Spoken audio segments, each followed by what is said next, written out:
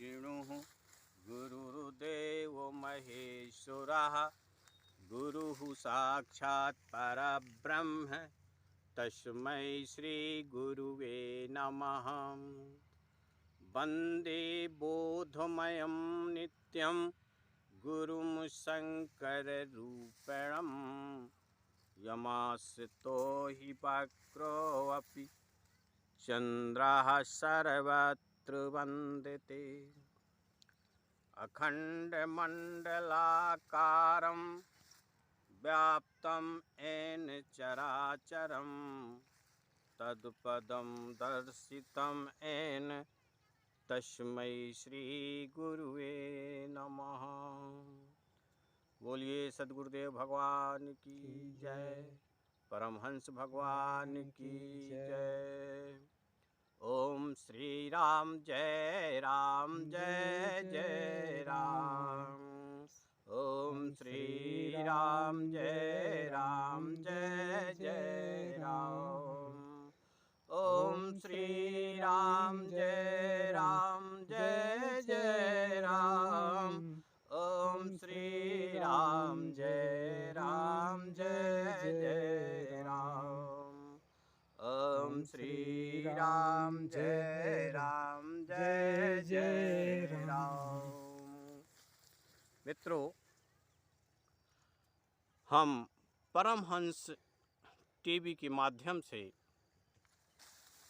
जो आपको सद्गुरु परमहंस भगवान शिशोलहर नागा स्वामी के बारे में जो कुछ कड़ियाँ हम जोड़ते चले जा रहे हैं, उसकी अगली कड़ी में हम आपसे कुछ महाराज जी की भक्तों के द्वारा, उनके शिष्यों के द्वारा जो ज्ञात घटनाएं हैं उनको बताने का प्रयत्न करेंगे। मित्रों, मैं आपको प्रणाम करता हूँ, ज्ञात अज्ञात सभी शक्तियों को प्रणाम करता हूँ, सदैव स्मरणीय परमात्मा को प्रणाम करते हुए मुझे एक घटना का स्मरण हो रहा है। ये घटना अभी सितंबर 2020 की है। आपको ज्ञात होगा कि महाराज जी ने 2005 में अपना शरीर त्याग दिया था और समाधि में प्रवेश कर गए थे। सब जगह व्याप्त हो गए थे, कण कण में व्याप्त हो गए थे और वो सच्चिदानंद स्वरूप में हो गए थे। परमहंस महाराज की एक अद्भुत घटना है। उनके एक बहुत परम शिष्य हैं।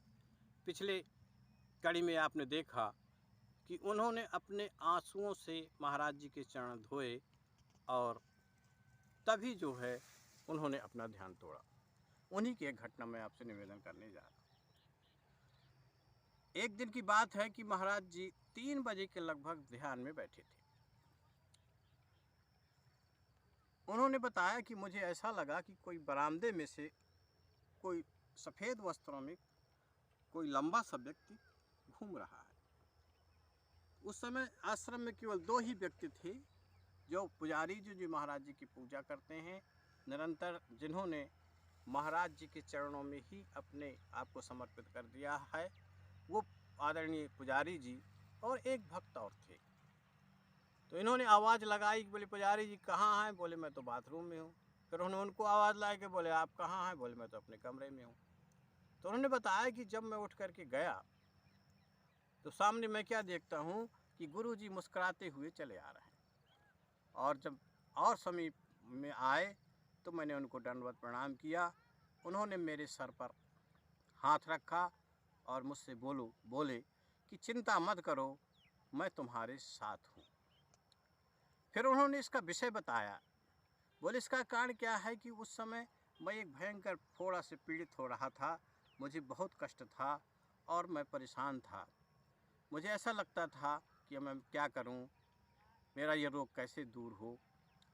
लेकिन उसी समय उसी क्षण की बात है कि महाराज जी ने प्रकट होकर के मुझे ढाढ़स बंधाया, मेरा दर्द दूर हुआ और मेरा फोड़ा उसी समय दूर हो गया। तत्काल मुझे लाभ मिल गया। इस प्रकार ये परमात्मा की, महाराज जी की, संत जी की अभी की बिल्कुल तत्कालिक घटना है।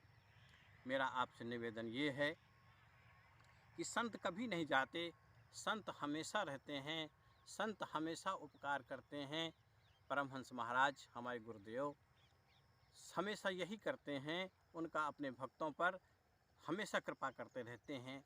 उनके पास जाने पर, उनका स्मरण करने पर, उनका चिंतन करने पर ये आवश्यक नहीं है कि आप उनसे दीक्षित हैं या आपने उनके दर्शन किए हैं कि नहीं किए हैं।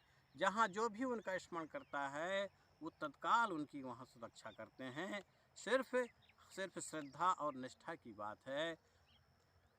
कर्म से ज्ञान बड़ा होता है, ज्ञान से ध्यान बड़ा होता है और ध्यान से भक्ति बड़ी होती है। परमहंस जो स्थिति है वो रसा वह सौ, रसा हुआ सौ, वो रसों में श्रेष्ठ है। ऋषि कहता है कि परमात्मा कैसा है, बोले वो सभी रसों में श्रेष्ठ है। तो जो परमात्मा हो जाता है, जो परमहंस हो जाता है, जो भक्त हो जाता है, वो परमात्मामय हो जाता है, वो सभी रसों से परिपूर्ण हो जाता है और उस आनंद में डूबा रहता है और वही आनंद सबको बांटता रहता है, सबको आनंद देता रहता है। वो रसो वैसा है, वो परमात्मा है, परमात्मा स्वरूप है, वो परमात्मा के तुल्य है, वो परमात्मा जैसा ही है, परमात्मा ही है। और संत हमेशा जो है दूसरे के उपकार के लिए जीते हैं, दूसरों के कल्याण के लिए जीते हैं, दूसरे के हित के लिए जीते हैं। पर उपकार बचन मन काया, संत सहज स्वभाव खगराया। संत सहाय दुख परहत लागी, पर दुख हेतु असंत अभागी। श्री गुरु पद नख मन गन ज्योति, सुमरत दिव्य दृष्टि ही होती। दलन मोह तम सो सा प्रकाशु, बड़े भाग और आम ही जासू। इस प्रकार हे मित्रों, मैं आपसे बार बार निवेदन करता हूँ कि आप कहीं भी किसी भी संत के पास चले जाइए। मेरा आग्रह परमहंस जी की तरफ नहीं है।